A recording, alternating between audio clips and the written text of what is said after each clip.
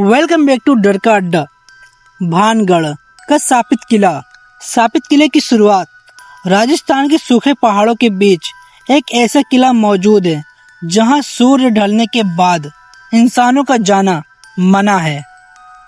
लोग कहते हैं रात होते ही भानगढ़ के किले से चीखने और चिल्लाने की आवाजें आती हैं और जो अंदर गया वो कभी वापस नहीं आया। उस किले के नाम है भानगढ़ का किला। साल 2026। दिल्ली के 5 दोस्त आरव, कबीर, समीर, तुषार और नील एक हॉरर यूट्यूब चैनल चलाते थे। उनका चैनल फेमस था लेकिन अब व्यू कम आने लगे थे। एक दिन कबीर बोला, अगर सच में वायरल होना है तो भारत की सबसे डरावनी जगह पर जाना पड़ेगा। आरव हंस पड़ा और बोला, भानगढ़। आरव के भानगढ़ कहते ही कमरे में अचानक सन्नाटा छा गया। समीर धीरे से बोला, भाई वहाँ सच में लोग गायब हो जाते हैं। लेकिन व्यू की भूख डर से बड़ी थी। उन्होंने फैसला किया वो भानगढ़ जाएंगे और पूरी रात वहाँ रुकेंगे। और फिर किले की पहली झलक। शाम के 5 बजे उनकी गाड़ी राजस्थान के सुनसान रास्तों से गुजर रही थी। चारों तरफ सूखे पेड़, काली पहाड़ियाँ और अजीब सन्नाटा, जैसे पूरा इलाका सांस रोक कर खड़ा हो। अचानक उन्हें दूर एक टूटा हुआ विशाल किला दिखाई दिया जिसका नाम था भानगढ़ का किला। किले के बाहर एक बोर्ड लगा था और उस पर साफ शब्दों में लिखा था, सूर्य ढलने के बाद इसमें प्रवेश करना बहुत ही खौफनाक है। नील ने कैमरा ओपन किया और बोला, welcome back to horror story. दोस्तों, आज हम बिताने वाले हैं भारत की सबसे डरावना किला भानगढ़ के किले में एक पूरी रात। नील के इतना कहते ही कैमरे में पीछे कोई सफेद आकृति दिखाई दी। सबने पलट कर देखा लेकिन वहाँ कोई नहीं था। किले के बाहर एक बूढ़ा आदमी बैठा था। उसकी आंखें अजीब थी, जैसे उसने मौत को करीब से देखा हो। वो धीरे से बोला, रात होने से पहले निकल जाओ। आरव हंस पड़ा। उसने कहा, बाबा हम भूत पकड़ने आए हैं। बूढ़ा आदमी अचानक गुस्से से चिल्लाया और बोला, यहाँ भूत नहीं शैतान रहता है। हवा अचानक तेज चलने लगी। बूढ़ा आदमी कांपती आवाज में बोला, रात 12 बजे महल की रानी जागती है और उसे इंसानी खून चाहिए। सूरज डूब चुका था। पूरा किला अंधेरे में डूब गया था। उस अंधेरे के सामने उनकी टॉर्च की रोशनी कमजोर लग रही थी और अचानक ऊपर महल से फाइल की आवाज आई, छन छन छन। समीर बहुत ही ज्यादा डरने लगा। भाई यहाँ कोई है। और फिर एक औरत की धीमी हंसी सुनाई दी। नील ने कैमरा ऊपर किया और रिकॉर्डिंग में दिखाई दिया। एक औरत लाल साड़ी में है जिसका चेहरा जला हुआ था। तुषार अकेला नीचे पानी पी रहा था। बाकी लोग ऊपर कमरे में थे और अचानक नीचे से उसकी चीखने की आवाज आई, बचाओ बचाओ दोस्तों बचाओ। सब भागते हुए नीचे पहुंचे लेकिन तुषार गायब था। सिर्फ दीवार पर खून से लिखा था, रानी जाग चुकी है। और उसी वक्त ऊपर से किसी औरत के जोर से हंसने की आवाज आई। जैसे ही चारों लोग ऊपर जाने लगे, उन्हें पुरानी दीवारों के बीच उन्हें एक गुप्त कमरा मिला। वहाँ एक पुरानी किताब रखी थी। उसमें लिखा था, सदियों पहले भानगढ़ की राजकुमारी रत्नावती बेहद सुंदर थी। एक तांत्रिक उससे प्यार करता था लेकिन राजकुमारी ने उसे ठुकरा दिया। मरते समय तांत्रिक ने पूरे किले को श्राप दे दिया, यहाँ रहने वाला हर इंसान तड़प तड़प कर मरेगा। और अचानक कमरे का दरवाजा अपने आप बंद हो गया। कमरे के अंधेरे कोने में 2 लाल आंखें चमकी। समीर कांपने लगा और वो बोला, वो वो वो क्या है? वो क्या है? धीरे धीरे एक लंबा काला आदमी बाहर आया। उसका चेहरा इंसान जैसा नहीं था। उसके हाथों में नुकीली पंजे थे और मुंह से खून टपक रहा था। अब किले के हर कमरे से आवाज आने लगी, कभी बच्चे के रोने की तो कभी औरत के चीखने की। कभी कोई धीरे से उसका नाम पुकारता, आरव आरव, कबीर कबीर, समीर समीर। नीर अचानक पागलों की तरह हंसने लगा। उसकी आंखें सफ़ेद हो चुकी थी और वो बोला, रानी आ चुकी है, रानी आ चुकी है, भागो भागो यहाँ से, रानी आ चुकी है। उसने अपना सिर दीवार पर मारना शुरू कर दिया। रात के ठीक 12 बजे पूरा किला कांपने लगा। जमीन हिल रही थी, हवा में चीखने की आवाज़ गूंज रही थी और फिर महल के बीचों बीच एक औरत सामने आई।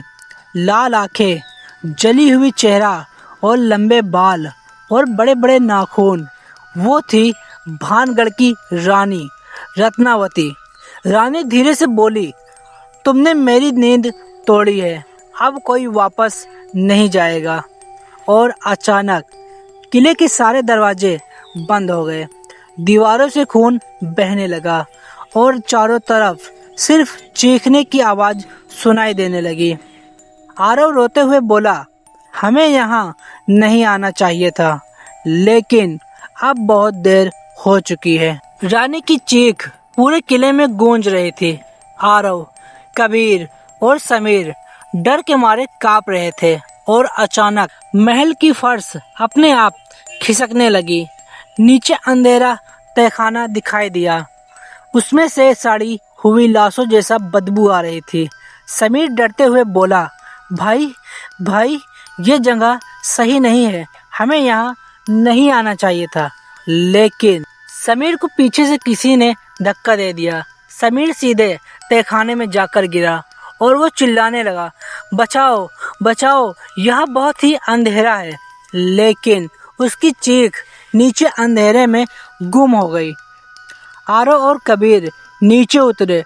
टॉर्च जलाते ही उनके हाथ कांपने लगे।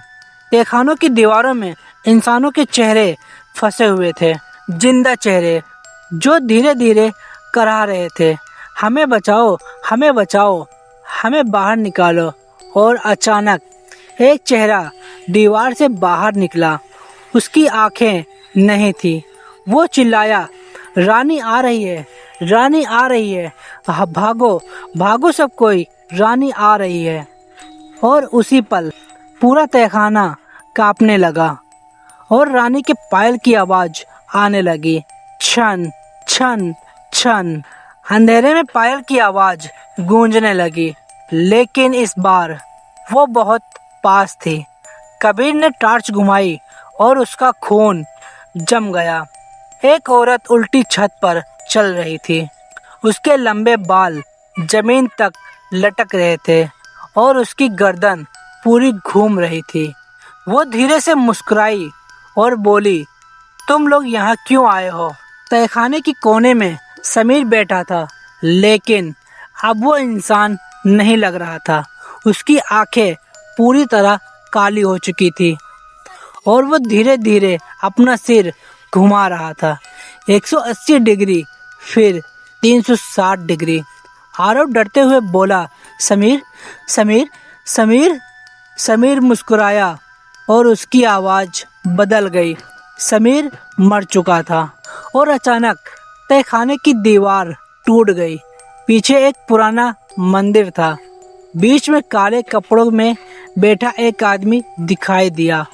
लंबे बाल, सूखी चमड़ी, लाल आंखें।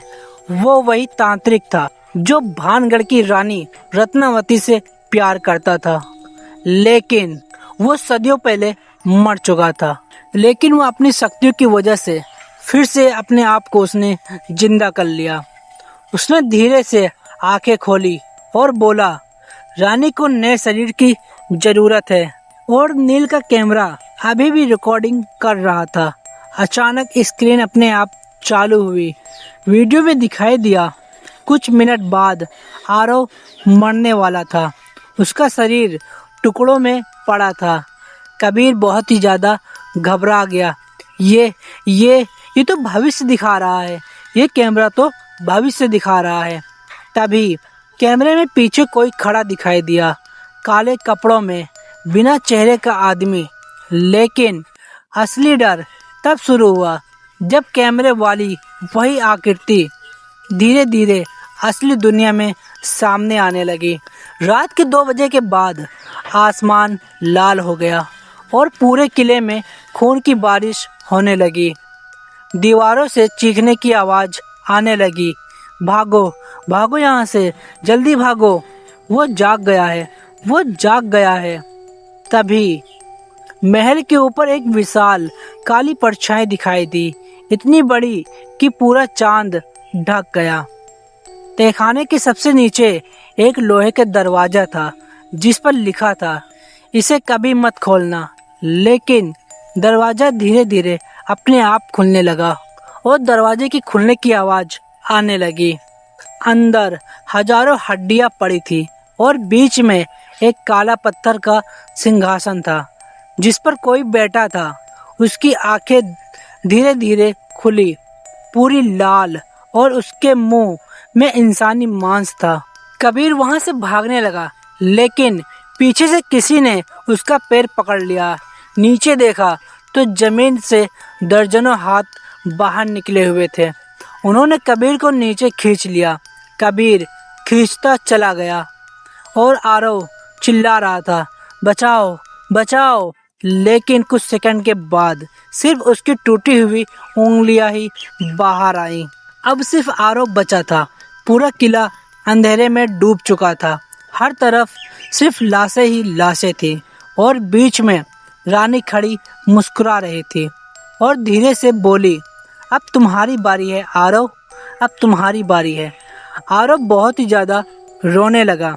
लेकिन तभी उसने पीछे से किसी बच्चे की आवाज सुनाई दी, अगर बचना है तो सूरज निकलने से पहले श्राप तोड़ना होगा। और तभी अंधेरे में एक छोटा सा दरवाजा खुला जिसके पीछे सिर्फ काला अंधेरा था। आरव कांपते हुए उस छोटे दरवाजे के अंदर घुसा। जैसे ही वो अंदर गया, दरवाजा अपने आप बंद हो गया। अब चारों तरफ सिर्फ अंधेरा था, इतना गहरा कि अपनी सांसों की आवाज भी डरावनी लग रही थी। टप टप कहीं पानी गिरने की आवाज आ रही थी। आरव धीरे धीरे आगे बढ़ा। उसके पैरों के नीचे कुछ टूटा हुआ पड़ा था। उसने टॉर्च नीचे की और उसकी चीख निकल गई। पूरा रास्ता इंसानी खोपड़ियों से भरा था और अचानक सुरंग के अंत में एक छोटा बच्चा दिखाई दिया। सफेद कपड़े, नंगे पैर और हाथ में टूटी हुई गुड़िया। वो धीरे से बोला, तुम्हें यहाँ नहीं आना चाहिए था। आरव डरते हुए बोला, तुम कौन हो? बच्चा मुस्कुराया, लेकिन उसकी मुस्कान इंसानों जैसी नहीं थी। उसके दांत लंबे और नुकीले थे। बच्चा बोला, मैं भी कभी इंसान था। बच्चा आरव को सुरंग के अंदर ले गया। आगे एक विशाल कमरा था जहां हजारों कब्रें बनी थी। लेकिन सबसे डरावनी बात ये थी, उन कब्रों के अंदर से आवाज आ रही थी।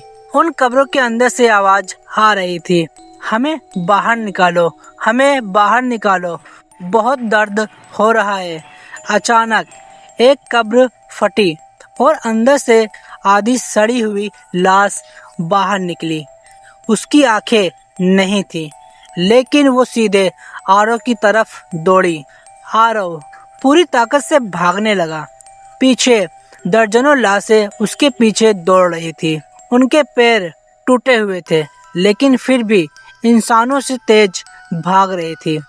एक लाश ने आरव का पैर पकड़ लिया। उसकी नाखून चमड़ी के अंदर घुस गई। आरव दर्द से चीखने लगा और तभी वो बच्चा जोर से चिल्लाया। सारी लाशें अचानक वहीं रुक गई। बच्चे ने धीरे से कहा, भानगढ़ का श्राप सिर्फ तांत्रिक ने नहीं दिया था, यहाँ कुछ और भी जाग चुका था सैकड़ों साल पहले। अभी ये स्टोरी पूरी नहीं हुई है, अभी इसके आगे और स्टोरी है भानगढ़ की ये कहानी अभी पूरी नहीं हुई है, तो आप हमें कमेंट करें, मैं आपके लिए इस स्टोरी का पार्ट 2 लेके आऊँगा। तो आपको ये स्टोरी कैसी लगी हमें कमेंट में ज़रूर बताएं, और चैनल पे पहली बार हैं तो चैनल को सब्सक्राइब करें, वीडियो को लाइक करें। मिलते हैं आपसे अगले पार्ट 2 में।